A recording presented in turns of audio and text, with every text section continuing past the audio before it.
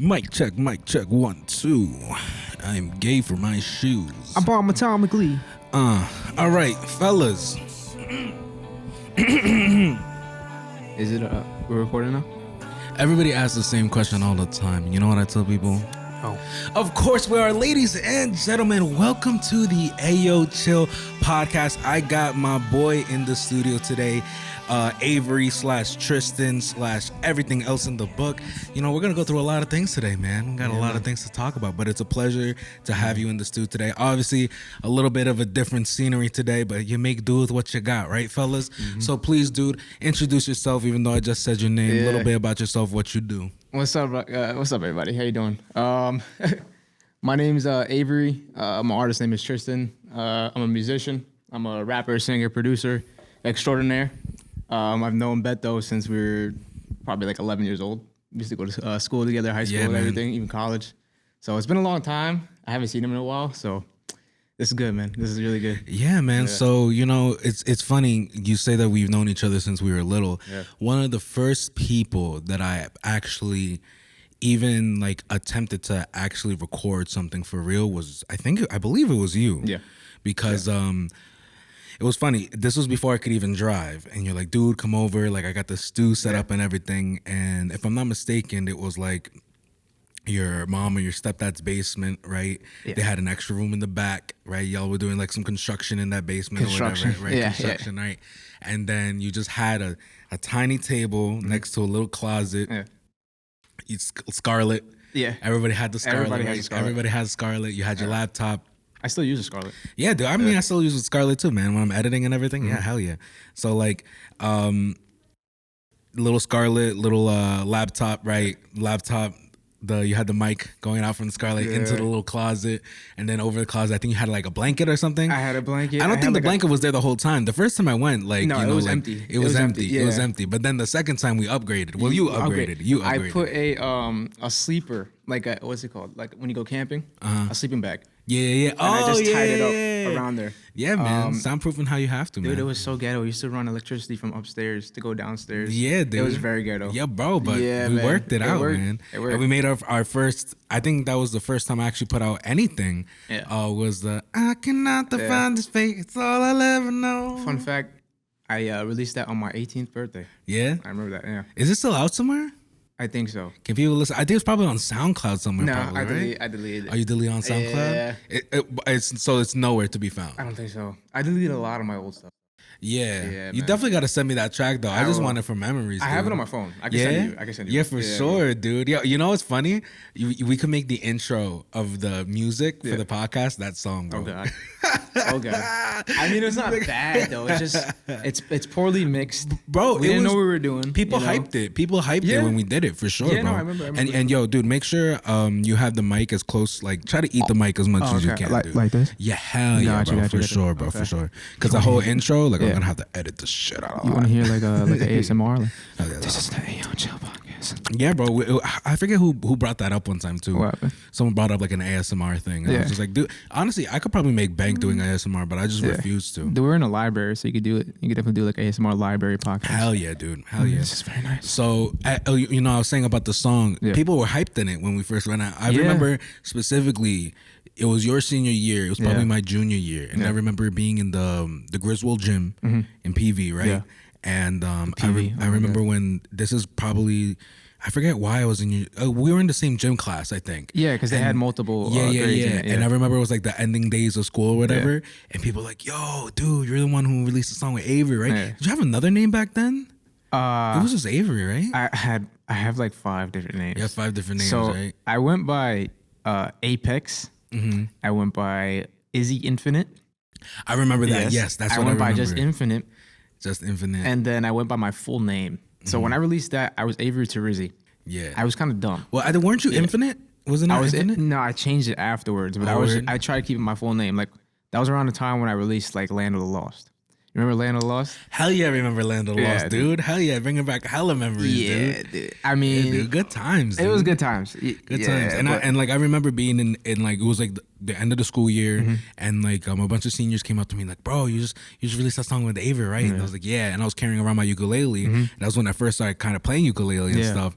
And I remember them coming up to me and be like, yo, dude, sing it, perform it right now. And I was like, oh, I can't do that. Like, really? Yeah, because they wanted me to sing that song, but with my ukulele. And I was like, I don't know the chorus, dude. And then they're like, just sing the chorus. And I was like, I cannot define it. And they're like, oh, yeah, man. That was hype, bro. It was hype. Nobody like really gone up to me when I released that, man.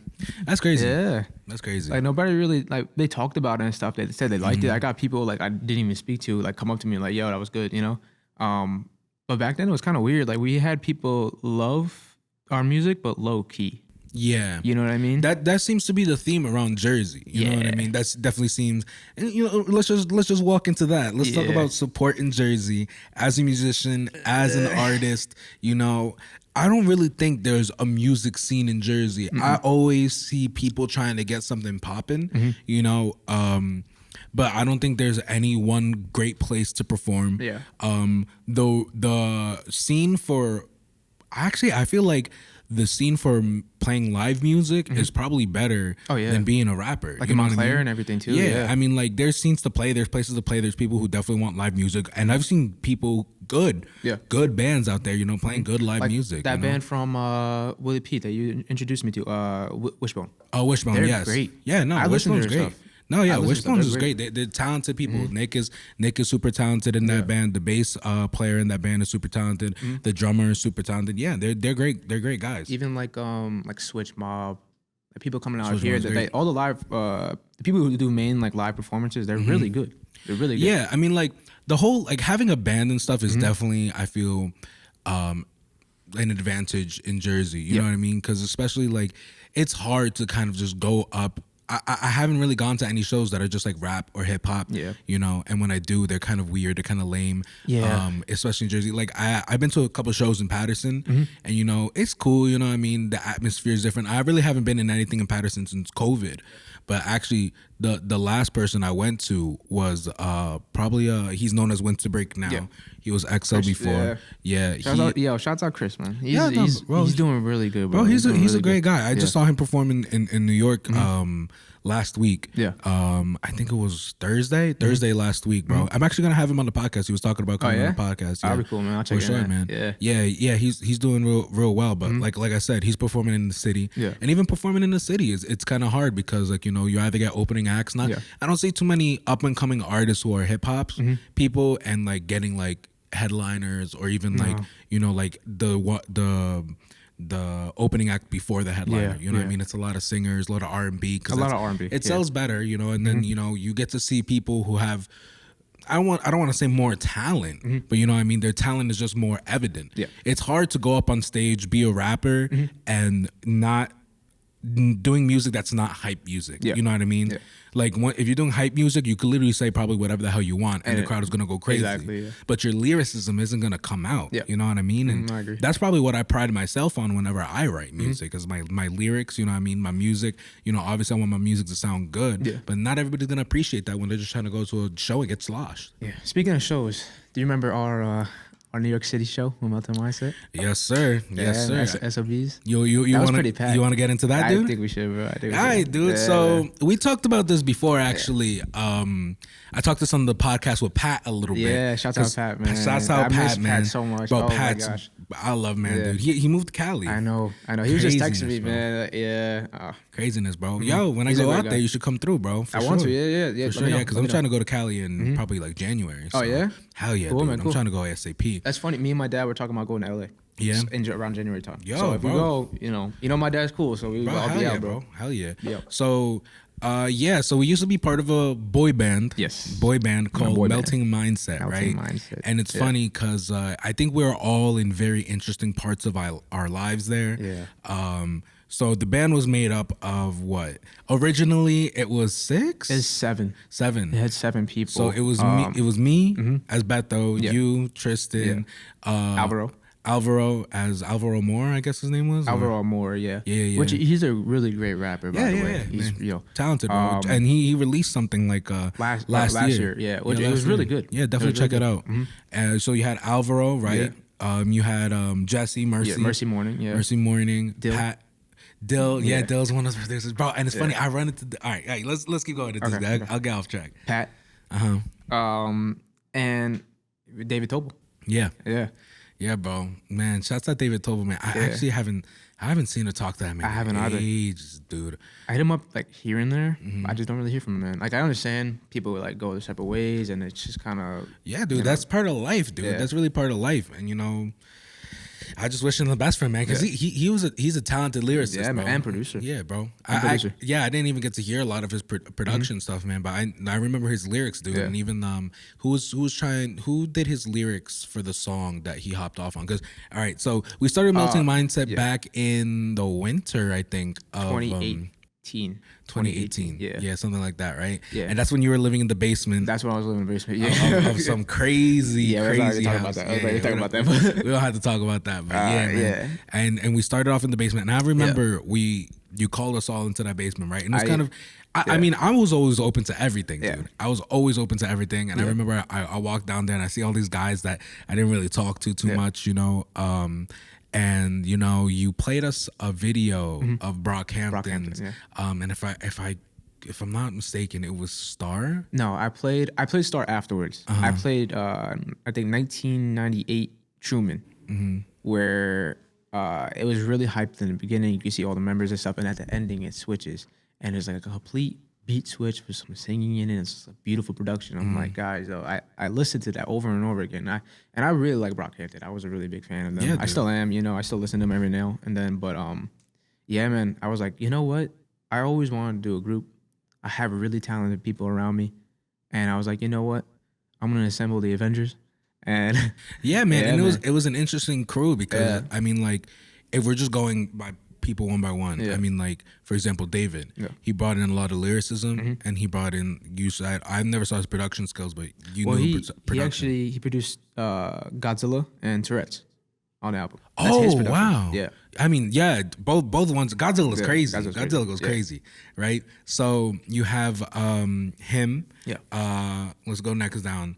I actually wasn't familiar with Alvaro before, but Alvaro's actually a really good lyricist too. Dude, he could rap. Honestly, like, he had most of his verses done before everybody else. Yeah, he is in the booth and out the booth the quickest. Yeah, you don't probably hear from him for months, but when he's there, he just. You know what I'm saying? And then he doesn't have to do anything else because he's just waiting on us. And it's not for nothing. Like, some of the hardest bars in like the album. Alvaro. From Alvaro, for sure. Yeah. Pat was a wild card, for sure, wild card. Because actually, when I saw him there, I grew up with Pat too. Yeah. And if anything, like, weirdly enough, I was kind of closer to him than everybody else. Yeah. Not necessarily by relationship, like our personal relationship, like affiliation and everything. Just because I've known him for so long, I'm comfortable around him. Yeah. And I've known him as a musician, but I've known him as a trumpet player. You know what I mean? And I was talking about this to him on his on our podcast, where it was just like, dude, you started off on GarageBand, and you were on GarageBand for a minute, but the stuff that he would make on there, GarageBand is insane. I was like, dude, how do you make this, dude? Yeah. Like, I can't make this shit on Logic. Well, I can, but like it'll take me a minute. Yeah. And like, if you gave me GarageBand to do this shit, I wouldn't even come close, dude. Wouldn't even come close. So shout out to him. He brought in a lot of production, and then he ended up rapping, and he did really good. Yeah, he did a good job. He did a good job. Going next down the line, who's there? Mercy. Mercy. Oh my god. Mercy, dude. Yeah, this kid is off the hinges, bro. Man. Yeah, dude. He's one of the most talented people I know. Yeah, bro. Honestly, he can play piano, drums, guitar. He can sing, rap. He can produce. He can engineer, man. He does photography now too. Yeah, dude. He's great. Doing it all, man. And yeah, man. He's honestly, I see him. As long as he develops himself, I see him actually like being a staple in the music industry. I see him like being the go-to guy, like Mike Dean type of personality. You know what I'm saying? That I can also sing and rap. Yeah, he was always super interesting because you know, when I first got to know him, Yeah. it's funny. He kind of had like a, I don't know completely his backstory, Yeah. but I know he was kind of a shaky start, well, shaky mid area there because he was older than all of us by a couple was years. actually, yeah, 2 years, I think. 2 years, Yeah. right? So then, like, you know, whenever I see Yeah. anybody older than me, and you know what I mean, like they're kind of like also like we're working hand in hand. You know what I mean? Like age doesn't mean anything to Yeah. me, but I always wonder, like, you know, those extra years that you have on you, like Yeah. what do you have in there that I don't? And I think for him, he really had more of a drive than Yeah. me in that, like No, the passion he had inside himself. Yeah. Because for me, and we'll get into this too, because obviously we're talking about the beginning of Melting Mindset. We'll go through the middle of Melting Mindset. Yeah. We'll kind of talk about the ending, right? That's fine. Yeah. So his drive was just crazy. He was so dope to like down to learn everything. Like whenever like I was in the middle of sound engineering school, you know, and he would be asking me a whole bunch of questions, and his like I think probably his most talented like the thing he's best at is probably production. You know what I mean? He's definitely good at mixing, and his stuff now is like crazy. He's a great singer. He also has his own album out. EP out. Yeah. He has multiple songs out. Yo, go listen to it. Like freaking Mercy Morning. yeah, bro. Mercy Morning, bro. Check him out on Spotify. Literally insane. Then we have you, the mastermind who brings everything together. Yeah, Right? you know what's funny? You know I'm from Staten Island, right? That's where I'm from.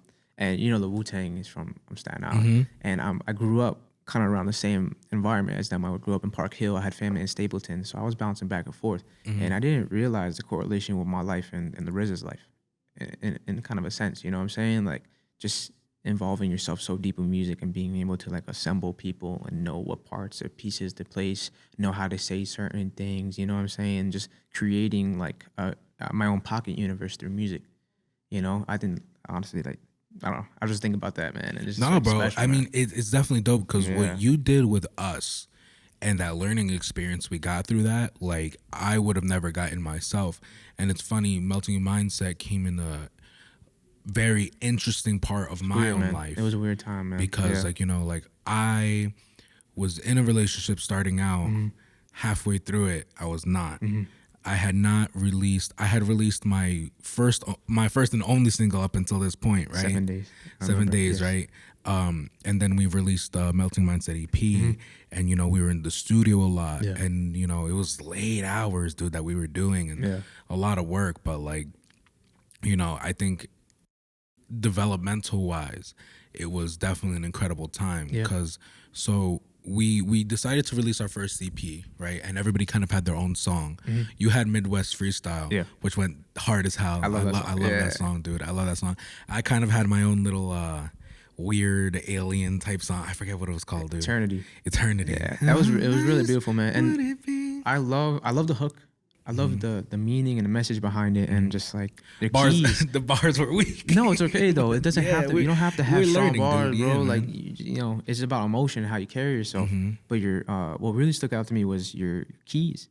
When you're playing, you had like a whole like breakdown where you're just playing the keys, man. I was like, wow, like he really sat down and was able to like go beyond what he normally does. You know what I'm saying? And I respected that song a lot. Yo, dude, I appreciate it. And like, you know, like even though I feel like that song, like, you know, longevity wise, I look back at it and it's like not the greatest, but you know what? I don't think every song you release has to be the greatest, or it has to be like, has to be released for longevity. You know what I mean? Looking back at that, it's really like more of a stepping stone, you know?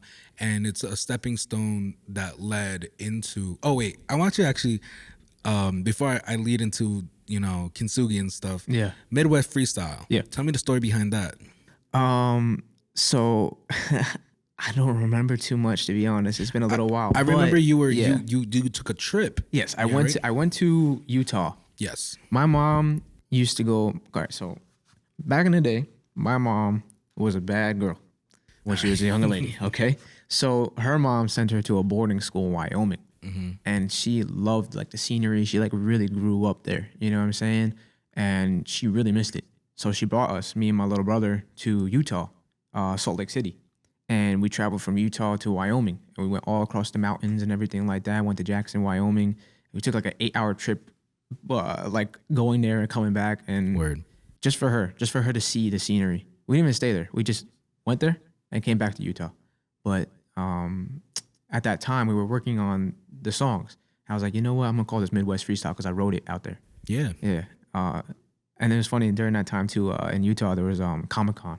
So it was actually a really good weekend. And then Nas and Snoop Dogg were performing too. So it was like, all right, you know what? This is actually pretty cool. It was a cool trip. It's the middle of nowhere, but I still enjoyed myself. You know, and I got to know my mother a little bit better too. Yeah, for sure, bro. Yeah, man.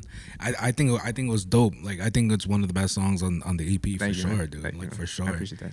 And, you know, like I said, it was kind of a stepping stone, I think, for both of us, you know, leading into Kintsugi. Yeah. So at this point when we're working on the album, right? So tell me the whole inspiration behind the album, because I know obviously you explained it to me. Kintsugi is Japanese, right? So it's a Japanese form of art where you take pottery, right? It could be something that means something to you or something that you just use on a daily basis, right? And it can be broken, right? Let's say it's cracked. So what they'll do is with the cracked parts of the pottery, they'll piece it back together with gold. Yeah. So they'll use gold and they'll put it, align it where the cracks are to make like a brand new piece of you know, like item, a pottery. Yeah. And it's supposed to symbolize that, like, even in your brokenness, even in your scars, even in like the pain that you went through and just the struggle of life, you can make something anew out of it and really turn it around and still be beautiful. You know what I'm saying? Like your essence, you know? That's a way to put it. But yeah. Actually, I found that out through, I knew about Kintsugi a little bit, but I was watching this show called Kidding. You ever see Kidding with Jim Carrey? I have not. It's such a great show. But I'm not going to go into it, but they talked about the art form of Kintsugi, and it really stuck with me, you know? And I actually sampled that in the song Kintsugi at the ending. I don't know if you listen to that. Yeah, bro. I mean, like 10 seconds of it. Bro, I've listened to the whole album like through and through, you know? So I went back to it the other day. The making of it, right? So we had a few songs that we were kind of working on, right? I'm actually going to pull it up on Spotify real quick because I actually want to remind myself of the songs that are on that. Yeah. It's been a while since I typed this. Melting Mindset. Here we go. Melting Mindset. Here we go. All right. So on our album Kintsugi, right? Yeah. Oh, you know what's funny? You have our description here. You have 7 friends coming together to create art and expression. Melting Mindset is an experimental hip-hop / R&B group from New Jersey, consisting of the artists Tryston, Alvaro Moore, Mercy Morning, Pat, Beto. Unlike in Nature, that's Dylan. Yeah. Unlike in Nature, where we were, Tobes, the group's first and last full-length project, Kintsugi. Oh snap! Did you change that? I don't remember doing that, man. Did I forget you in there? Yeah, I'm in there. Oh, you're in there? Okay. Yeah. I mean, like my Spotify isn't in there. Okay, gotcha. I mean, like, it's cool. It's cool. Okay. Is each member expressing their need to make music, gain notoriety, and their desires to live through their past to mold them into better artists and better people. Although the group is ceased, each artist's hope is to bring the message of Kintsugi into their solo work as they continue on with their musical journeys. Wow. I fuck with that. Yeah, I wrote that after, I guess. Yeah I guess I wrote that when I released it, which is funny. I released that at 4/20 on 2020. Well, by the time this released, we already had ceased as a group. So the making of that album, right? Yeah. So we had rented out Airbnb. Yeah, that was actually the finishing of it. The finishing of it, right? Throughout making it, we were already halfway through the album when we started working on the EP. Yes. You know? But throughout, go ahead. Yeah, so I mean, like I remember some songs that we had done. So we have this song's 10 songs, bro. It's fucking crazy. So we had the prologue, Boy Band, I remember. Yeah. Mommy was lit as hell. Godzilla was lit. Tourette's was lit. Emotions was lit. Sky was lit. Kintsugi was lit. Lost was lit. You know, the whole album as a whole, bro. I mean, like, looking back at it, right? I've always, and I've said this to Pat, right? Because I'm very critical, very, very critical of music. And maybe my views is not exactly the same as other people's, right? But for example, I always rate it on where I think things could go, right? So I'd give our EP, right? Probably like a 4 out of 10. And it doesn't mean it's bad, you know what I mean? But it's just like where I think it was. You know, I think what would have made it lower is if the production was lower and if the songs weren't as good. But I feel like if I was looking at it, if our EP was just that. Like we never released Kintsugi or anything. I'd probably give it a little bit higher, like maybe like a 5. You know what I mean? But probably. No, actually not, because like like I said, it's where I think we could go, right? I agree. To me, it's like a 5 out of 10 to be honest. Not saying that's bad. It looks long. It looks kind of intimidating when you listen to it. But the EP or the EP, yes. Because the skits and everything. Yeah. But I wanted to make it just one listen for people. That's why we were talking about that. And the skits is cool. Yeah. Like in between, like the extra stuff added in is so dope. Yeah. It's so dope, and it makes it so different. And I feel like I said, there's not enough support in Jersey for like this type of stuff. You know, but we did pretty good on it though. Like for what it was, we did no promotion on it. We just kind of released it. I remember like the first like 2 months we had like 3,000 plays or something like that. It's not that bad, you know. But for not promoting it properly or having a campaign. Yeah, dude, for sure. And so now we have Kintsugi, right? Yeah. So we rented out a house out in, what town was that? It was by Elizabeth. It was a little bit more down. Yeah, I forget. It was almost like down over there. It was. I know it was 40 minutes away. Yeah. So we rented out a house there, and then we started finishing up the project there. Yeah. And I remember recording verses there. What did we stay there for? Like a couple of days. We stayed there for 4 nights. For 4 nights, right? I know I was heading back to my house. Yeah, you were going back and forth. Yeah, I was going back and forth because I had work and shit too. But yeah, dude, we had a good time out there. It was fun. We finished most of the songs there. We had was the performance before or after that? I think it was before, right? It was before. We performed the SOBs at like May time. And then we had the Airbnb that we did in August. Dude, performing in SOBs was lit, it was bro. Great, man. Shouts out to Melissa and oh my god. It was Melissa, Cynthia was there. Yeah. No, they were both super dope. Yeah. I had Melissa on the podcast before. Oh, you did? Yeah, hell yeah, cool, bro. Man, I gotta check it out. Yeah, I had Melissa on the podcast before. She was dope. We had a lot of people there. Yeah, dude. I tallied up everything and I saw, and the people that were there that like hosted it, they were like, oh, why are you guys doing only 3 songs? They saw the amount of people that we brought. And they're like, yeah, okay, like, but like, you sure you guys want to just do 3 songs? You could do more. But that was like after the fact. You know what I'm saying? Yeah, I did not expect that much love, you know, to come, because people came out and they saw us, dude. We had almost 115 people, 10 people inside the whole place. Yeah, dude, it was bumping, bro. And then, what's funny? I think it's not for nothing. We didn't stay for the whole night because obviously we were like mad early, like pre-show. But I mean, for a pre-show, until we left, I didn't see anybody else get the house that bumping. No. For sure. Yeah. For sure, we were the most bumping band there. I think there was like 12 acts and we were like number 5. Yeah. Something like that. And there were people who were way, like, there was a duo. There was a girl and a guy. They were talented. They were really Jesus good. Christ. Yeah. She had vocals. That guy had playing skills too, dude. Yeah, dude. I mean, that night was great, bro. And there was a couple funny people too. I know. Yeah. There was a couple hilarious people. There was that one, there was that gay guy who was up there, and he was open. He was like dancing. He was dancing. He was doing his whole thing, right? And he was just like, I don't give a fuck. He was like, I produced all my stuff in GarageBand on my phone. I don't give a shit. We're gonna play the next one. Clicks his phone, bro. He was saying the most nastiest things. Yeah, I was like, bro, I was bumping to him, bro, because he was performing, dude. And I think his boyfriend was on the side hyping him up, dude. I was like, yo, the confidence, bro. Yeah. Let me tell you, all you need. It's hard as hell. Yeah. It is hard as hell to perform out there, and especially if the crowd isn't bumping to it. They don't care. They're still expecting you to go 100. You know what I mean? And then if you're not going 100 and the crowd is not feeling it, then you're doing yourself more of a disservice. You know what I mean? Because now you're not feeling it. The crowd was already not feeling it. So now they just want to see you go, or they'll just ignore you. As a performer, you feed off that energy, you know?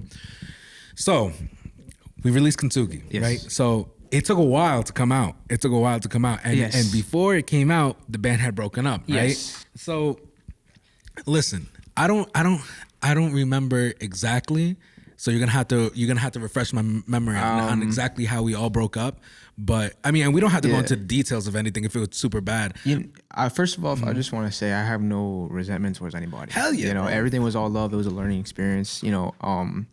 At the time, like, I wanted to make that group like the next like ASAP Mob, the next Brockhampton, Odd Future. Like, that's what I thought. I thought we were like the East Coast Brockhampton. That's what I thought we were. That's what I was trying to make us. Yeah. I guess everybody kind of had their own vision where they wanted to go. Everybody, like you said, was in different parts of their lives and stuff. And after everything was recorded, we still had some there's about 3 or 4 songs that we all worked on that did not get finished, and we don't have the files for it, so there's no way of finishing. They're just drafts now. I was trying to finish those ones, so it was a little tough for me because I tried contacting different people. I'm like, yo, can you meet up to finish this? Can you do this? Can you do that? Yeah, you definitely. Yeah. The only reason Kintsugi came out was because of you. For sure. I don't want to. No. For sure. Because I mean, at one point, I think, I mean, there's no bad blood between any of us now. You know, it's crazy because even Mercy had talked to me recently, or he texted me, bro. Yeah. And he's always a hard guy to reach. He's a very hard guy to reach. And so am I. But like he texted me, he's like, yo, I hope there's no animosity between us. And I'm gonna be honest. I had to look up what animosity means. It's okay, bro. I think it's something different. I was like, I had to look it up. My bad, bro. Hey, I was like, what the fuck? How can I have this towards you if I don't even know what it is? I look it up and it was like malice or something. I was like, what the fuck? And I was like, bro, no, we're chilling, bro. Nah, we're chill, bro. Like I love Mercy. Like it's funny. Once in a while he'll like post something up and I'll like comment on it, or like he was just posted up like some like sample and I had like sang over it or whatever, and he's like, yo, we gotta record, but you know we never got to it. But keep getting off track, you know, going back to it, you know, I remember telling you, and I've stayed pretty consistent with this, that I told you from the beginning, I'm here as long as I'm having fun, right? Like if we're getting mad serious, we'll get mad serious, but like mostly, like if I'm having fun, I'll keep doing it. The second I stop having fun, I don't know, I'm out, right? And I think the first person to leave the band was David. Yes, and it was very early. This was very early. This was before half of the stuff was finished. Yeah, he left because he had a lot of personal things going on. Yeah, and, dude, I can't blame him. I can't speak on his stuff, but I know what happened. But I don't. You know, that's his business. Yeah, bro, that's his business, bro. That's all love for him. That's my brother still. You know, if he ever needs anything, he just calls me. I'm right there. Bro, much love for him, bro. I remember he was the first one to leave. Then after a while, I think you and Mercy got into it a little bit, and then he left. Right.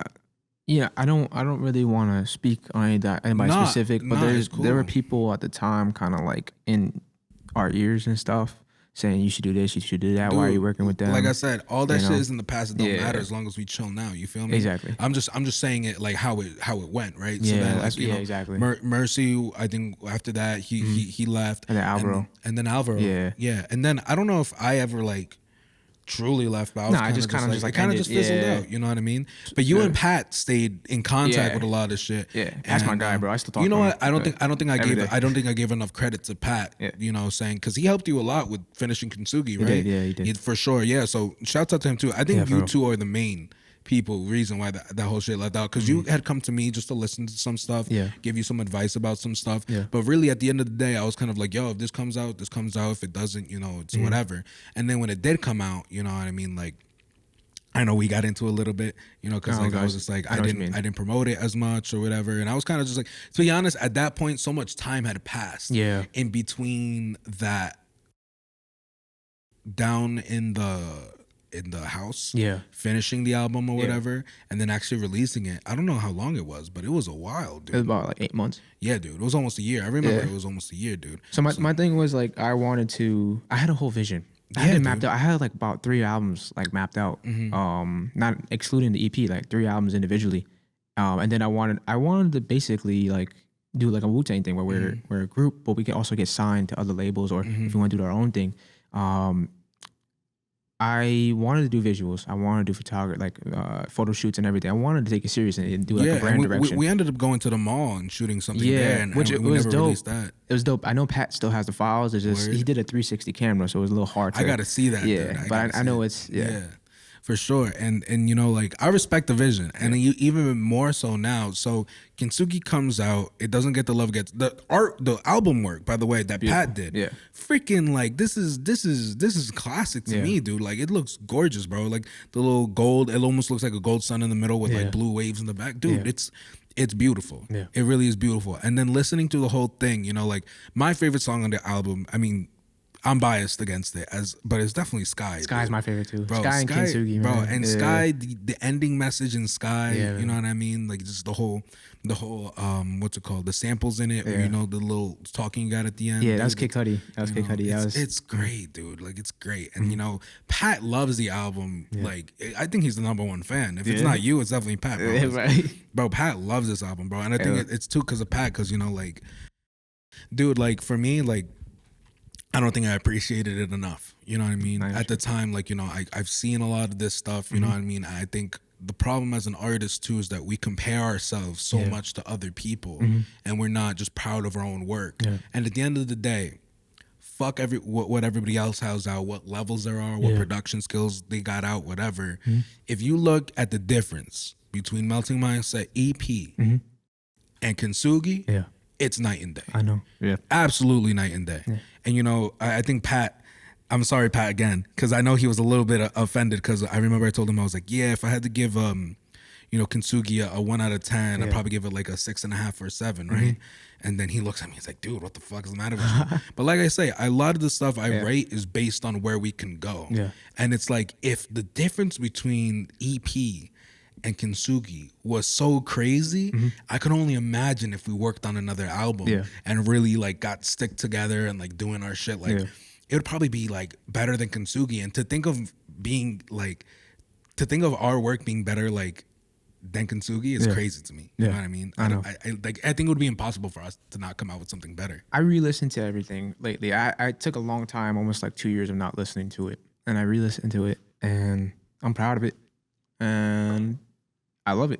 You know, and it's something that, like, when I get older, you know, if I have a family and everything like that, I'll be like, yeah, this is my work. This is what I did. For sure. You know, I was 21 years old, just starting out. I had no idea about anything in life. I still don't. But I probably still won't either. But bro, we're children, bro. I'm 23. What are you, 24? I'm 24 now. I'm getting old, man. Yeah, shit, dude. It's passing by. Midlife crisis and fucking quarter life crisis. Or how do you want to say? Yeah, 15% life. 15% life, dude. Fucking crazy, dude. But yeah, so, you know, that ended and shit, and, you know, it was beautiful. But I think moving on from that, so Melting Mindset was definitely, for me, I haven't released music since Melting Mindset. For me, I've done cool little side projects and stuff, nothing too serious where I've released anything. I feel like I've improved as an artist. But, you know, talking about stepping stones, dude, thank you, bro. You know, I mean, they don't know yet. Listen, they don't know yet, so it's like I got. I've known Tryston. I've known Avery Tryston for so long, and this dude, I like, for me, like, I've heard nothing but vision with this kid, right? And I think the whole time I've known you, you've always been trying to find your niche, or like you've always like wanted other people also to find their niche, or like, you know, help you with your vision and getting in there and wanting to release with people. And so we talk on and off, like, you know, year to year, month to month, whatever, right? So I talked to Pat, you know, and I was catching up with him, and then he was telling me about you and the stuff that you're doing. And I honestly forget exactly how it came about, but you sent me that first song. I think I first sent you like a demo randomly. Yeah, I remember that, and then I sent you the official one after. I was like, hey, you know, I just finished like mastering this or mixing it, which I think I might want to go back and mix it again, but that's a different topic. But I sent it to you, and I wanted you to hear it because I value your opinion. You know, I value how you view music as well. And I appreciate it to the max. And you know, when I heard that first song, dude, like I was fucking struck, bro. Yeah. I was like, the first thing I thought after I heard that song, shit you not, I was like, this man finally found himself. Like, this man finally found the shit that he's finally in the niche that he wants to be in. Like, fuck what everybody else says. Like, I don't give a fuck. Like, I think probably this will be the first time anybody else listening to this, right, on the podcast. So we got a fucking world exclusive. First world exclusive on the freaking Ayoo podcast. Bro, after I listened to that song, dude, I was just, my jaw was dropped, dude. Like, literally, I think this is the most creative, best thing you've put out. Thank you. So far. Thank you. You know what I mean? Yeah. And I was just like, it inspired the shit out of me, dude. Thank you. You know, I'm going to do a little bit less talking. I'm going to get ready for this freaking, you're not going to hear yourself anymore after I plug this out. I'm going to go ahead and play it, but I'm going to keep talking. Yeah. While I'm getting this set up. But yeah, dude, like when I listened to it, I was like, holy shit, dude. Yeah. Like, and it's funny, I don't know exactly what genre it fits into, but I think it's more of it kind of, I don't know if it falls into like that more emo like music category. How would you describe it? I don't know.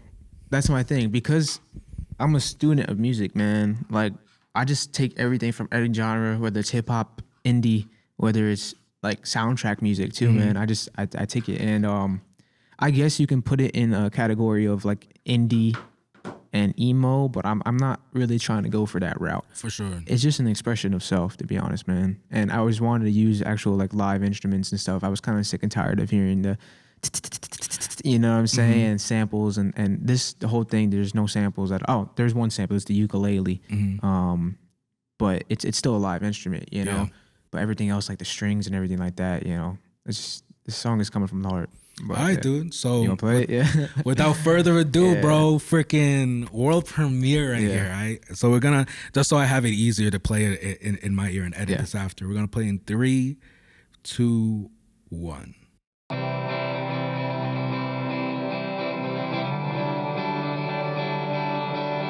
You're so high up, I'm so tired of falling again. Don't come near me, please. I won't be okay. Need to be set free. Grow at your pace. I know it's gonna hurt, but it's what it takes. Is it fate? Please just give me peace. I don't wanna wait. I know it's my fault if you walk away. Am I falling? I love it when you come. Yeah, I'm used to being called young and dumb, right? You probably should've run, and your feelings could've roam when you had time. Yeah, I seem to mess up, but that's just life. I didn't mean to sabotage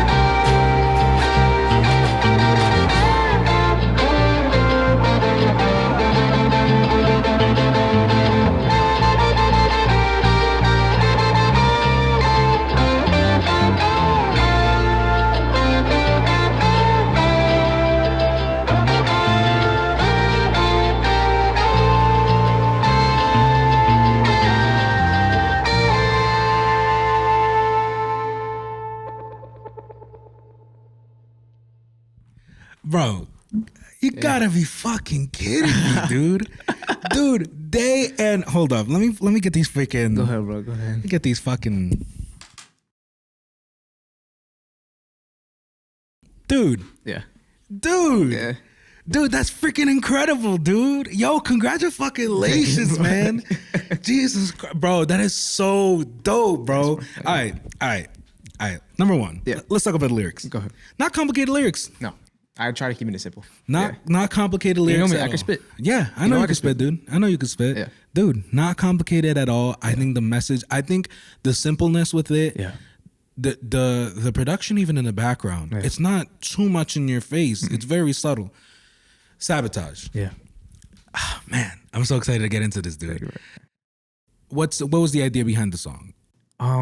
So this was this was after Mental Mindset kind of got released and everything like that. And I've been working with Carlos Perdomo. Yes. From high school. You remember him? Yeah, for sure, man. And I remember when he first started playing guitar back in high school, he came to my house one day. We were just kind of fooling around. He had no idea what he was doing a little bit. He was okay. He was learning. And I just always wanted to implement, instruments like that. So he had hit me up randomly after just Melting Mindset just kind of, faded away.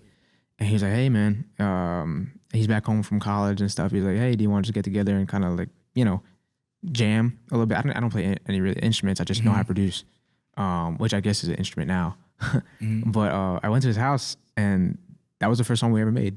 Dude. And we started off, we had a loop. He had the first on loop, and then he just added on to it. I was like, oh no. He was like messing around. He didn't really know what to do. So I was like, all right, do this and make it sound like that. And I put the drums over it while we still had it on loop. So I had made the drums already separately.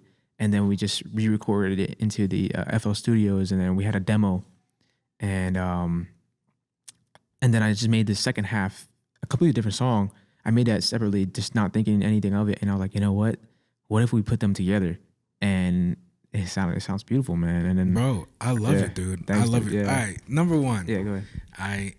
That song, Yeah. I think is a testament to where you are as an artist. Yeah. I think it's a testament to like the bullshit, that we went through in Melting Mindset. Oh, not even Melting Mindset, man. Just life in general, man. Life in general, because I know you've been through a lot of shit, man. I know you've been through a lot of shit, and I think that song, you know what I mean, speaks Tryston, man. Yeah. It really does, and it's cool because you have this ukulele going on, right? Yeah. Well, the beginning has a whole like almost like a rocky emo typey feel. That's why I said it in the beginning, right? And your vocals, dude. Thank you. Hello. Thank you, bro. I just need to give a quick shout out to my engineer, Brendan Dopwell. He's amazing, bro. And he added a lot of background stuff into the song. He did the strings and everything for that. And he really took my vocals and took them to the next level. Honest. Bro. Bro, you've never been a singer from when we first started. I tried, right? and I was always I think you have melodic. I've told you, you definitely have a voice. Yeah. It just need to be trained or like well mixed or whatever. You know, like finding where you have. Yeah. Dude, like the screaming. Yo, bro, like I was like, what? I did about like 100 takes of that, bro. Too, It doesn't, bro. 100 million takes, whatever it takes, bro. It sounds incredible, dude. Thank you. And then at the you have like some like background vocals going towards like the end and stuff. You know, you have the bass guitar just doing its thing, and I love the part at the end where you're kind of just letting the song ride out. You're letting the music ride out. You know what I mean? Which I think a lot of artists don't leave enough space for. You know, I feel like people feel like, especially rappers, they feel like they need to put in like lyrics everywhere, and letting the music speak for itself is so dope, and especially if it's appropriate and it makes the song even better. If you didn't have that ending part, bro, like I don't even know, like I think it would be cool, like it would be all right if it ended, but the fact that it's just you're letting the music speak for itself, dude, it's freaking incredible, dude. You, like man. I'm so very proud of you, dude. Thank you, it's crazy, dude. It's crazy, and the other songs of the album too, bro. We gotta be quiet about that, but yes, dude, like keep it locked down. No, I can talk about it because I've showed it around a little bit, and I appreciate all the feedback everybody's giving me. I'm in the stages right now where I'm trying to figure out what I need to do as an artist. Yeah. Because I've been noticing people on Instagram and everything like that and social media, and I don't want to be how half these people are. I'm not seeking attention. I'm not doing things out of what I want to jeopardize me as a person to get attention and try to fit in. Yeah. That was never who I was, you know. And right now I'm in the stages. That's why I've been kind of on lockdown. This is the first time anybody's really hearing the full song. Yeah, like man. on platforms. I'm keeping it kind of locked down right now because this is special to me. This is my heart. Yeah, dude. You know, and I really need to be careful how I show my heart to the world, because sometimes, dude, like, people don't deserve it, you know? I get that. Yeah, man. I get that. You know, I know you're not crazy about social media. No, I have one post right now, yeah, and it's about the music. I literally delete everything. I do not care, bro. I'm barely on it. Yeah, I don't give a shit about social media either, dude. I mean, I've had the same Instagram picture forever. I definitely want to change my Beto Music, handle that I have there. But, like, dude, like, I think right now, like, even when I release music, like, I don't really care. Like, I know as an artist, you want to put a lot of promotion out. Yeah. But right now, it's I'm in the state right now where, like, the music that I have, like, out, like, locked up in my drives, it's more like they're for me. Yeah. You know what I mean? And when I feel like I'm ready to share it, I'll share it. Yeah. And I think if and when I want to become that popping artist and putting out and promoting all the time, I will, But even if I release some music, some of my music today, I'm just gonna put it up, and I'm like, hey, something I worked on. This is what this is me sharing it. Yeah. But you kind of have a different vision where, like, I know you're kind of seeking labels too. I want to be a writer. I want to be a producer. You know, I want to work. I've sent my stuff out. People have listened to it. I've gotten feedback from it. This is what I'm working on now. This is what I'm doing. I am trying to figure out a way of how to release these songs and get my message across without showing my face. Word. I don't care about the image. That's what I'm trying to figure out right now. That's tough. That's tough, dude, because the whole industry right now is image, dude. Yeah. And I feel like the ideas that I have, I just need the right videographer for it, that can kind of share the same vision that I have. Because a lot of people out here are doing, like, the trap music videos and everything like that, and those type of effects and everything. I want to tell a story, and I don't want to be in a video. I want to tell other people's stories or show emotion through not too much, like, going on, just the subtleness of life, yeah. So I think too when do you plan to release this song? I want to that song. I'm trying to shoot for November. Word. Yeah, but sure. Part of me wants to, because I hear a lot of in a song, so I kind of want to bring it back to the engineer and de-ess it a little bit more. Word. The only problem is I stacked on the vocals a lot, so it's gonna. I hope it doesn't take away from what I'm saying, But every time I hear it, I'm gonna hear I'm like, this is gonna be fixed, but so I don't know. Yeah, I mean, dude, sometimes when it comes to polishing the end of the thing, it could be fixed in, I mean, you could mix it more. Yeah. I mean, then you could have your master, fix it up and everything. But, I mean, that's kind of what I've been conflicted with, too. I think for me being an engineer, right, and learning how to mix and everything, I've always felt a little bit behind compared to, like, the people I grew up with, the people who helped me learn. Because I've only been engineering for the past 4 years, maybe. Okay, you know what I mean? I know there's people who have like 8. They've been mixing since the freaking fetus. You know what I mean? I know. And they're super talented. And I have some friends who are doing great things right now, man. I hope to have them on the podcast soon. Nice. I think perfecting your music. You know what I mean? We always want to put out a perfect, product. You know what I mean? For me, it's like, I'm being super hypocritical right now because I don't have any music out. But every time I listen to my music now, I'm just like, dude, I might just mix it a little bit more. Yeah. It might not be perfect. I'll master it myself, and then just kind of release it and use it as a stepping stone. Yeah. Because like I said, I don't think enough people release stuff to, like, have, like, to be like, hey, this is going to be perfect. I'm like, all right, well, if that's perfect, then where are you going to move up from there? Yeah. You know what I mean? I know what you mean. Like, and people, I know I've sent music before, and like I said, your feedback is great because, like, you sent it to me and I was like, dude, I'm in love with this song, bro. I could listen to that song all the time. I could listen to that song on repeat, for real. Thank you, brother. Like, I love the beat switch. I think it's one of the most creative things you released. Thank you. And I think it's your creativity in your own sense, too. It's just like seeing this as your thing. You know what I mean? I mean, obviously you worked on it with Carlos. Yeah. Shout out to your engineer and everything. So I produced it. Like, we have it was kind of 10, but we have like a 7 solid tracks that we're gonna release. And I produced everything, you know, and then I had like I made the structure of everything, kind of similar to how we did like Kintsugi and everything like that, you know.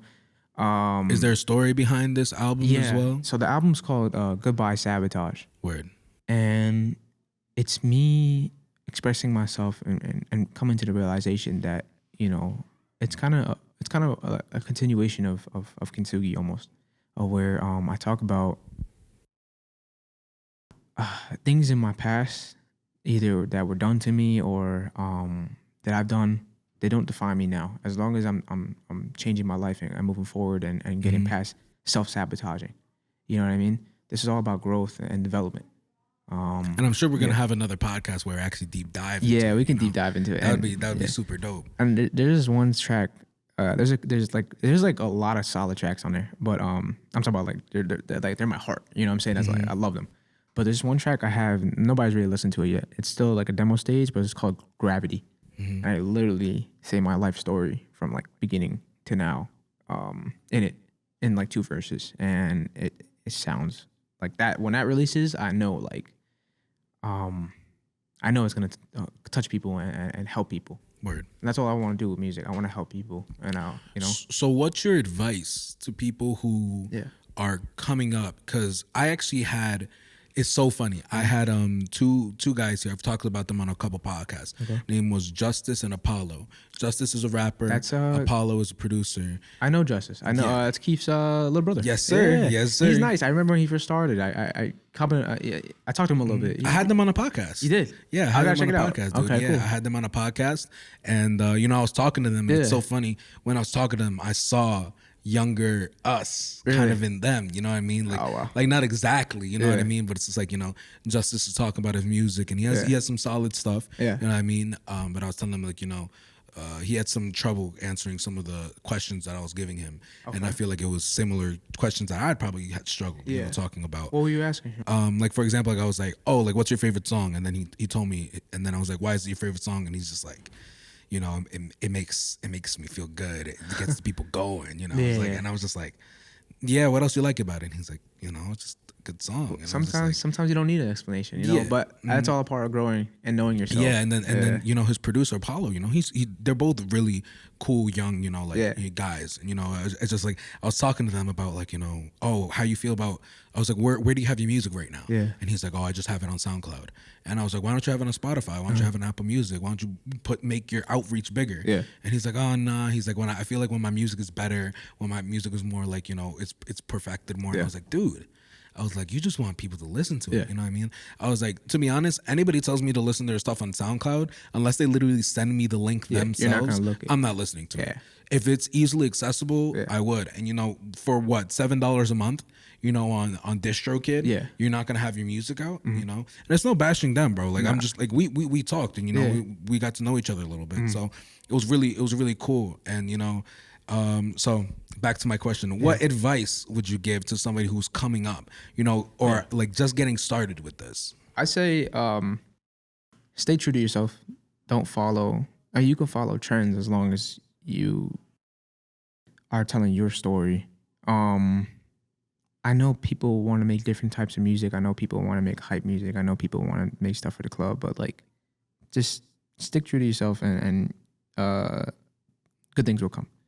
You know, I would say too, if you have it's okay to release SoundCloud stuff. But if you have like a really solid track that you think is probably going to get you somewhere, hold on to it for a little while. Don't just put it out. Hold on to it.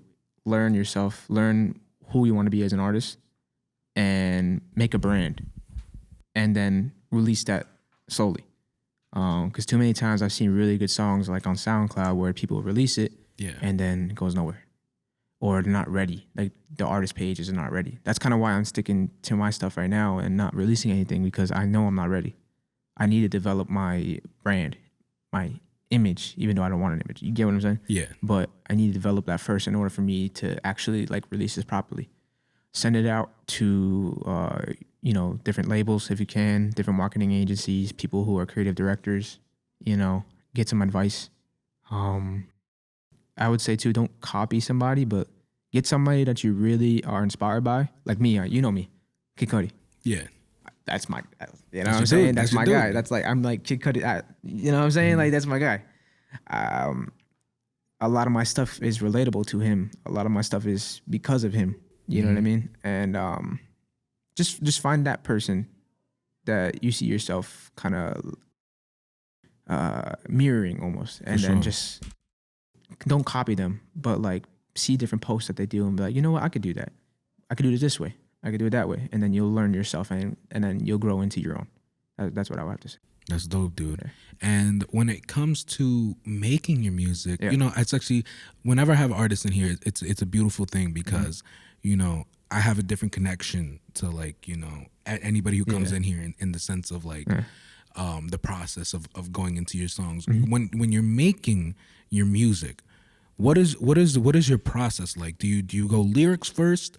Do you go music first? Do you go by the feeling of the song? Like, when you're making a song, what's the first thing you're trying to do? I make the beginning, like the intro first. Intro, like music wise, lyric wise. Sorry, music wise. Okay. I always start with the beat. Okay. I always start with the beat, and then I build up from the beat. But I'll make like a demo, and then I'll sing a hook. That's my main thing. When I make demos, if I can't sing a hook on it, I'm not gonna continue it. You know what I'm saying? Or I'll go back to it later. But and these hooks you just hear in your head? I hear it. It's immediate. Dope. I feel it, and I can't explain it. It's like my superpower. Word. Yeah, you know that too. You know my hooks. Yeah. You know my hooks. I cannot find. I'm talking about, like, you know what I'm talking about. I know, but dude, that song's stuck in my head to this day, dude. I mean, for real. Yeah. It's funny to think about that stuff. I'm not embarrassed by it. It's just funny. Bro, like, it's funny looking back, dude. Yeah. I mean, like, dude, we all have, you know, our stuff that we look back and we're funny to, bro. Like I said, 7 Days, I think it's funny. I think it's a wonderful song, man. Yeah, bro. Yeah. I mean, I put my heart out in that song. It's funny. I was talking about it on the podcast with Pat, you know, and I think it grew good. You know what I mean? Like, I look back at that song and it's solid, you know. Remember Void? Yeah, bro. Hell yeah. That was like Void, my bro. 7 Days. Yeah, man. I remember that. Yeah. And, you know, like, I'm not embarrassed by it. You know, it's definitely aged out. You know what I mean? The whole meaning and the whole, like, reason why I made it, you know, like, it's definitely aged out. But as a song and everything, bro. Yeah. Fuck it, I'm proud of it. If people want to look at my shit, I'm like, yeah, that's what I made. Yeah. Only thing that sucks is that the only thing I have. So, you know, like, it's the same thing. I'm in the same boat as you, man. I have Mental Mindset, but I also just have Void. I have 2 features. I have one on Mercy Morning, Money Make It Sunny, which I love that song. Bro, that song's dope too. Fire. That's like my number 1 song. Yeah, bro. And then I just did a recent feature with one of my old friends. Her name is Yo Bex, and I just featured on her song. It was just cool. We just kind of just released it. You know, you gotta send me that, bro. I will. Yeah, no, I like it. It's like my new style. You know, yeah, you know what I mean. So yeah, you're talking about when it comes to lyrics. Yeah. How did you become a better lyricist? Was it just practice, or is there certain people I know you look into Kid Cudi and stuff, but with lyrics, it's based on feeling to me. You know, there's times where I'm trying to go hard. I'm trying to go for bar, but lately I haven't wanted to. Word. Lately I just been trying to express myself. When I was making that, I was going through a really tough time in my life. You know, transitioning different majors in school and stuff, and different things in my life, relationships, my family, you know, relationships in general, you know, with my girl and stuff. And it's just, I kind of can say that I was really in a dark place at that time, and I needed to make those songs in order to get out of it. You know, it was a healing. The whole album is just a healing for me. I feel like and it's definitely a theme, you know, within stuff. I know mental health is super important to you. You know, I know mental health like Kid Cudi, you know what I mean, it's important to him as well. Yeah. I'm gonna be honest, like when I was going through high school and stuff, I went through a lot of stuff that nobody really knows about, that I didn't talk to anybody about, and I needed to. And the only outlet I had was making music, but also listening to music. And that's why, like, even as I'm getting older, like I'm 24. I just turned 24 in June. You know, I'm gonna be 25, and I'm still like, it's still all I love. You know, it really it became a part of me because I you know what I mean. I'm trying to express it, but no, dude, bro, take your time, dude. I think similarly, you know, Yeah. whenever I get depressed, whenever I get sad, Yeah. I pick up my ukulele. Yeah, man. I sing into a mic. You know, I sing my heart out because you know, I think people who aren't musicians, regardless, you can't live a life without music, whether you're a musician or not. You know what I mean? There's the whole world is rhythmic, and it's funny. There's a professor I had and he talks a lot about how like the world is percussion. You know what I mean? Yeah. Anything you do, like you hear how a door, like, you know, closes and it makes a certain sound, and you know, some people are tapping when they're just studying or whatever, and there's rhythmic. There's music everywhere. You can't really avoid it. And I don't think there's anybody in life who I've ever met who's always just like, nah, I don't do music. You know what I mean? Or I just don't do, like, there's music everywhere, and it's such a healing thing. And when you could actually make your own music, even if you're just singing your own song to yourself, man, it's therapeutic. You know, I probably wouldn't be on this earth anymore. I know you probably wouldn't be on this earth anymore if it wasn't for music. It's an outlet. You know, I don't like journaling too much. I recently got into it just because my therapist says it's a good thing to do. It is. I did it a little bit. Yeah, I didn't really dabble too much in it, to be honest. I mostly like to put my emotions in my music, dude, and I definitely understand that. So unless there's anything else that you really want to get out in music, I kind of want to move the conversation and get to know you a little bit more. Yeah, okay, go ahead. Funny enough, I know you said you're from Staten Island, right? Yes, yeah. And you started off there, and then you moved to where, like, near Passaic County, and that's how we got to know each other and stuff. Yeah. What are the main things you like outside of music, dude? Like, what? Because I see that, like, you have on your Dragon Ball Z. I love anime, Bro, man. I know you love anime, dude. Let's talk about it a You know little what's bit. funny too? Like, we're on the Willie P campus, right? And I used to go to school here. Yeah. I'm currently at Rutgers right now. Word. Getting my bachelor's in marketing. Word. Yeah.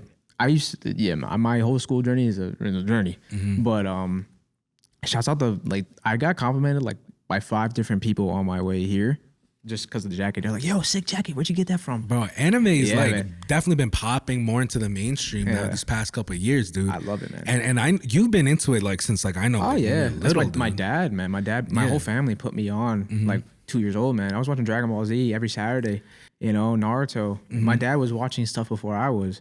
He still does. He's a freaking anime head. He got me into it, like, really. Yeah. Bro, I know once you get into that, bro, it's like it's yeah. like a virus, dude. You can't get rid of it. Coronavirus, dude. Yeah. Like, freaking. I'll tell you what though, like, the best people I've met are into anime.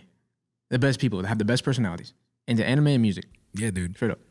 You know, it's funny. I recently got into anime these past couple years, and you know, you meet some people just like how in music, you meet some people who are like really dope about it, and some people who are like, oh my god, no, like, like for example, some people who are like, you know, super into music, they're just like, yo, Beatles are the best band in the world, period. You know what I mean? And you're like, well, you know, there's other people that are like, no, Beatles are the reason everything existed. I'm like, all right, dude, relax. You know what I mean? I'll tell you who's the best band though. You want to talk about that real quickly? Who's the best band? I know I'm gonna get a lot of backlash. Go ahead, dude. We love controversy here. Coldplay. Coldplay. Love Coldplay. Coldplay. It's my favorite Coldplay. band, bro. Coldplay, bro. Why are they the best band? I love Viva La Vida. Oh I my mean, gosh. Nah, dude. If you look at it, their first, what is it? 3 albums. Yeah. Or four albums. You're the first person I've ever heard in my life say love Coldplay. Coldplay. Just do a deep Jesus. dive. Not their, like, stop at Viva La Vida. Just stop there. But listen to everything before that. It's so good. Yeah. So good, man. Yo, today I'm gonna listen to Please, Coldplay man, like that because please. I'm a little bit shocked. You know Yeah. what I mean? But I do want to get back into the anime All stuff. right, let's go back. All right. Music. That's right. So, anime. Yeah. The first anime I ever watched that I actually got into was Attack on Titan. Really? Yes, and I was only because I'm a huge zombie fan. Yeah. I love zombie movies, zombie shows, Yeah. and like anything that has to do with like The Walking, like Dead. Not trying to say like Walking Dead, but you know, Walking Dead was great. Yeah. like but and then I was kind of looking for like zombie stuff, and so I don't know. Sometimes I just find stuff on myself, and Attack on Titan came up, but I was looking like for zombie stuff, and I was like, oh, are these zombies? I was like, this is a really weird zombie. Yeah. So then I just started watching Attack on Titan. Obviously, they're not zombies Nah. at all, but they kind of look like it to me because I was like, oh, they're eating people. Like I think that's cool. Yeah, same So concept I almost. started watching it, Yeah. and I actually watched it in Japanese, which apparently is a huge thing against like anime people. I do understand it now though, like how people love to watch the sub instead of the dub, right? Which just means sub means subtitles, right? And dub means I think English dubs over. English dubs over. So it's right? like in kung fu films, like where they have their actual language that they speak, and then when they do the English dub, it's like they move their mouse first. Yeah. And then they say the words. You know what I'm saying? Yeah, But yeah. yeah. But you know what? I will speak out to that because, you know, Attack on Titan is not my favorite anime in the world. I think it's great. I think the story was great. After that, I started getting into more animes. Like I started watching Demon Slayer. Okay, yeah. I Demon love Slayer is Demon good. Slayer. I watched Assassination Classroom for a little bit. I didn't watch even that, though but I heard that's really good. the intro, like the music intro is so hard to get through because like it's so like cute and like funny. Like, Okay. and I feel like I'm watching a little kid's show, but apparently it's a good show. Yeah. I haven't watched too much into it. I think I watched like 4 or 5 episodes into it. Yeah. What else have I watched? I watched my favorite anime by far, hands down. Go ahead.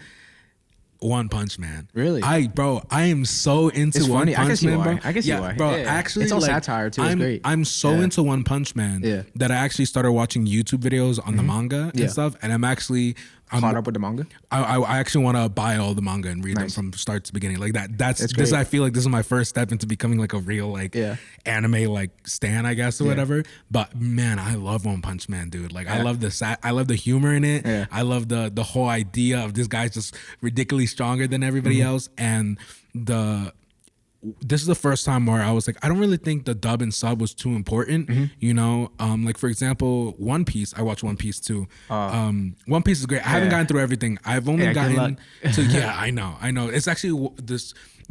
One Piece, if y'all guys don't know, if y'all into super into anime, some animes are just so freakishly long, like ridiculously long. Can I be honest, bro? Yeah. I never watched it. You never watched I One never Piece? finished it. I watched like half a season. I was like, You know what? I won't lie. One Piece is very kind of, it's corny and cool at the same time.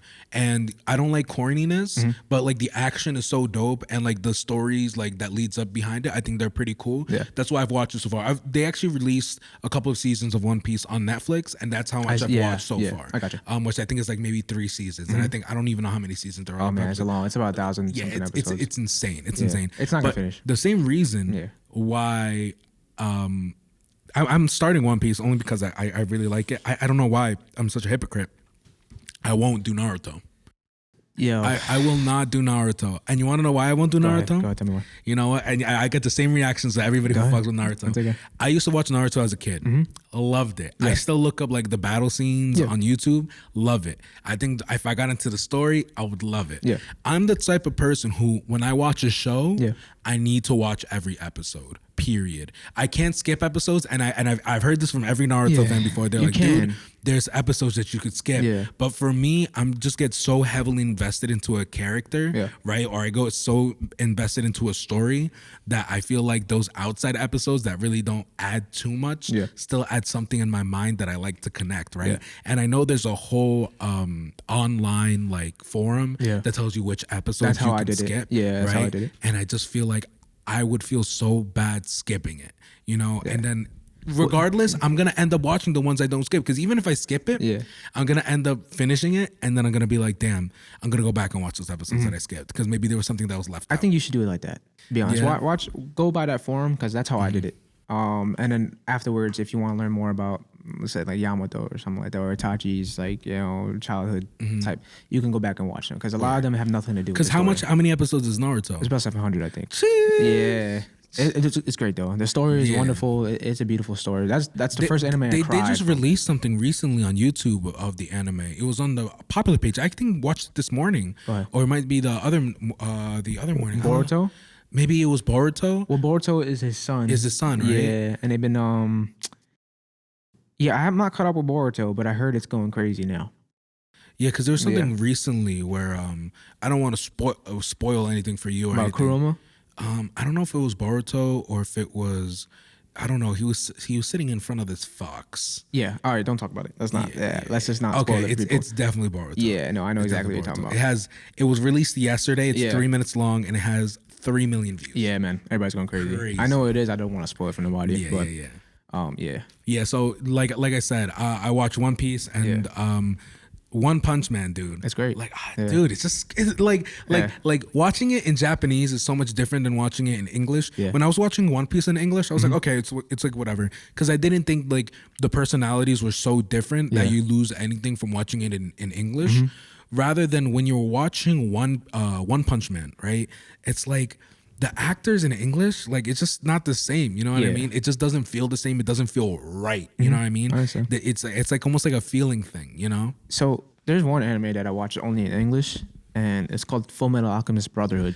Dude, If you watch that in English, Yeah. you're gonna be like, oh wow, like they actually did a really great job with the English dub. I actually did not watch it in So Japanese. if I'm gonna start that, which one should I do? The Full Metal. Full Metal Alchemist Brotherhood, because there's two. There's one that's Yes. older, and then there's the updated one, which follows this actual story.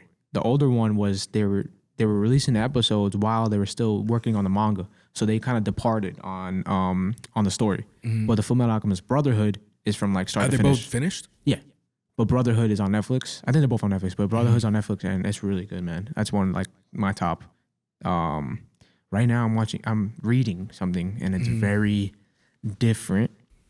They have like 3 movies of it. It's on Netflix. If you're not really into anime, I do not suggest watching it. But if you want to make a really compelling story, like this is like one of my, like this stuff made me like emotional, bro. It's called Berserk.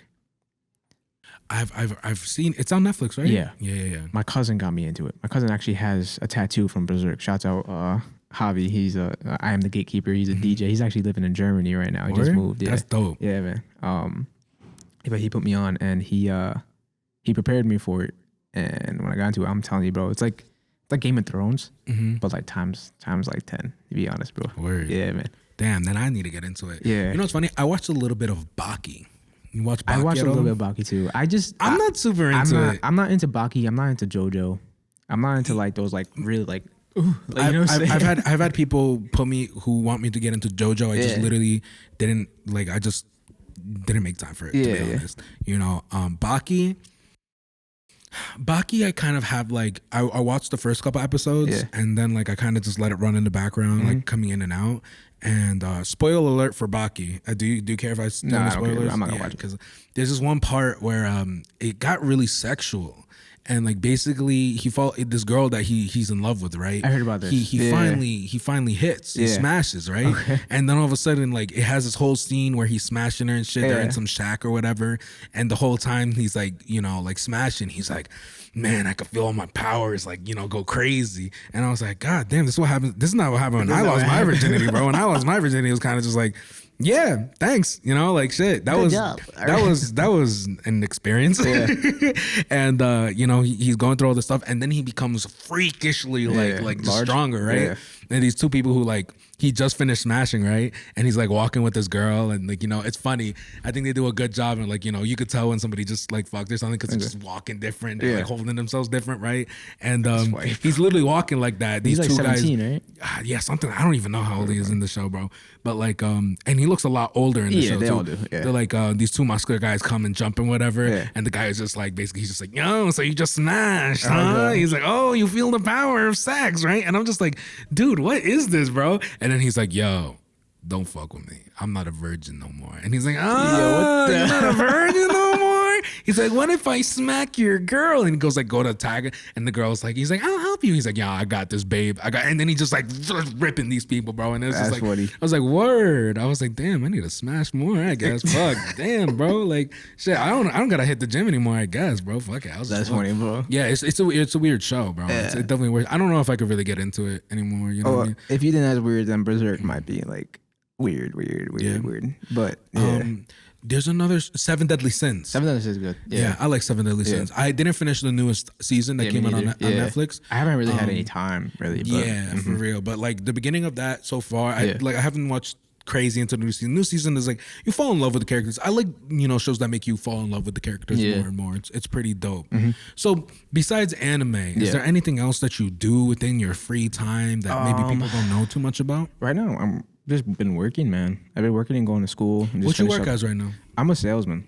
I'm a sales lead at Raymond and Flanagan. Yes, dude. I remember, dude. Dude, like I'm working full time and it's like 45 to 50 hours a week, full time benefits, everything like that.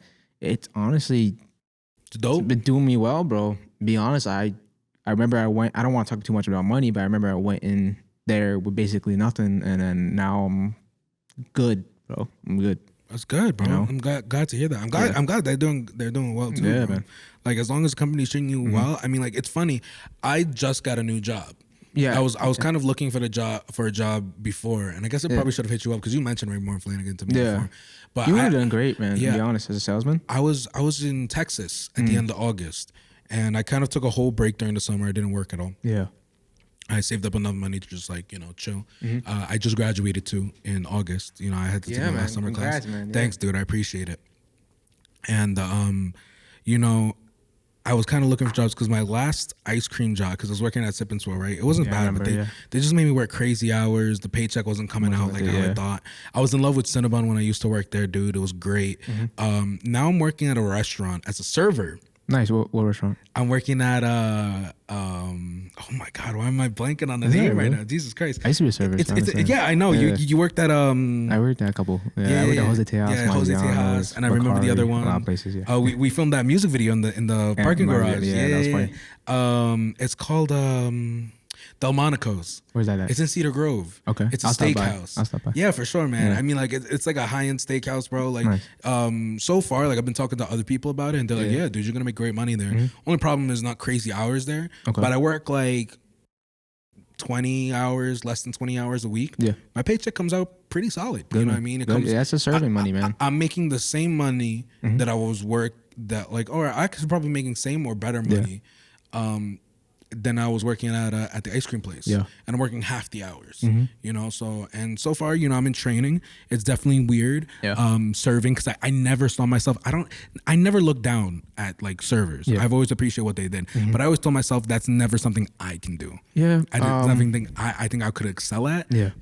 So far, I'm still in training. I definitely have the customer service part down, but just being fast at the board and entrees come out after appetizers. Oh, you shouldn't send everything together. You have to send entrees after they get their appetizers. It's just about learning, man. Just how to coordinate everything. I'd say it's great jobs. It's not a career. Same thing with my job right now. It's a great job, but it's not my career. Even though I'm making money as if I was in my career. You know what I'm saying? I don't want to talk too much about it, but sales are really good. Yeah, dude. Any commission job is pretty much good. I'm projecting like $1.2 million to sell this year, and I did not expect myself to be. I'm number 2 in my store. Word. I did not expect myself to do that great. Bro, we're gonna have to get number 1 on the podcast. We're like, yo, tell me your secrets. Yo, what kind of couch is that, bro? Damn. Nah, I'm freaking tired, man. I don't want to talk about couches. I don't want to talk about furniture, bro. Bro, I need a new bed, bro. I got you. I'll hook you up. Yeah, I don't need a new bed, but I mean, when I do, bro, I'll let you know, bro. Let me get a free chair, bro. Let me just. I'll tell you what though, it's it's just a job. If one, you're not working enough hours, or you're working too much hours. You know what I mean? Careers are kind of steady. Yeah. You get to have flexibility with your life. And that's what I'm kind of neglecting right now is just the flexibility. I got Monday and Wednesday off. It's really odd days. But half those days I'm going to school. So I really don't have time to myself. And I'm working 45, 50 hours a week. Yeah, dude. You know what I'm saying? Getting out at 9 o'clock, getting out at 7 o'clock, And just like, what do I do for the rest of my day? Everything's gone, But yeah.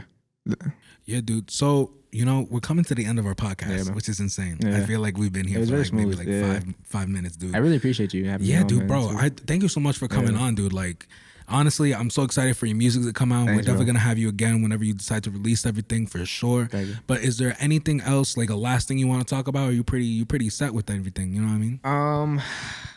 Yeah, man. I mean, nothing really. I mean, I just want to say thank you to everybody who's been on my journey. You especially too, and just everybody from Mountain Mindset, all my friends that I even make songs with. Thank you for allowing me to get my heart out and just my thoughts out and be creative, man. Because this world is it's hard.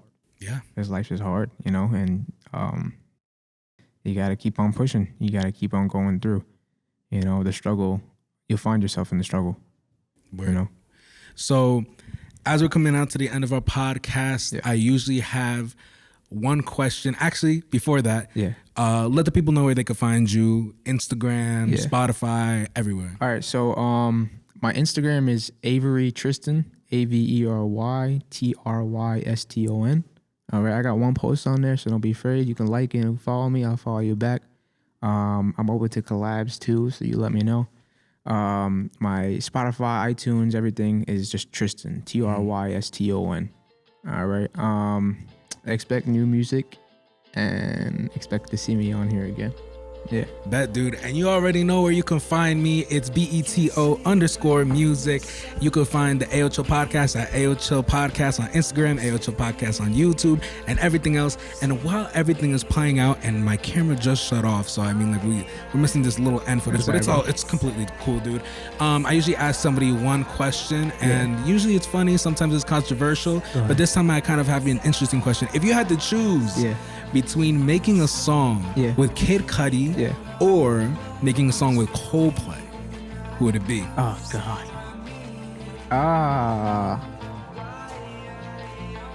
Kid Cudi. Kid Cudi? Yeah, even though I want to make music with Coldplay, it's their older stuff. Kid Cudi still got it. Yeah, Kid Cudi. And I feel like me and him, like I don't know. I always imagine myself just in the studio with him. I don't know how he is as a person. I can only see what he projects. You know what I'm saying? He could be the most horrible person ever. You know what I'm saying? But from music-wise, I feel like me and him will blend very nice. That, bro. You know? Yo, and thanks again, everybody, for listening. I guess we'll catch you next time, dude. Yo, I'm gonna suck your toes. Hey, watch him out.